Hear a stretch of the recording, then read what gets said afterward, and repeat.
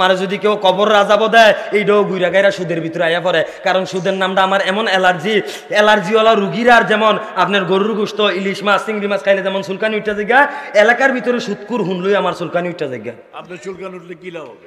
অবশ্যই ফায়দা আছে, অবশ্যই ফায়দা আছে, কারণ সুদখুরের বিরুদ্ধে কথা বলতে হবে, সুদখুরের বিরুদ্ধে কথা বলতে হবে। সুদখুরের সাথে তো আপনারা আছেন, সুদখুরের নিয়ে তো আপনারা আছেন। কিভাবে আছেন? আপনারা সুদখুরের সাথে আছেন, সুদখুর নিয়ে আছেন। আপনারা প্রমাণ দিতে হবে। প্রমাণ তো দেখেন নাই, অবশ্যই প্রমাণ দেখেন নাই। ডক্টর ইউনূস এখন এই বাংলাদেশের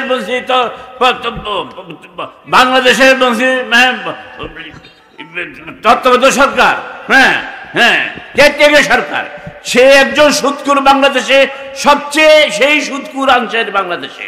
তার সাথে যত ইমাম যারা আছেন জামাতি মামাতে যত আছেন, যত দল আছেন, সব তার সাথে আছেন।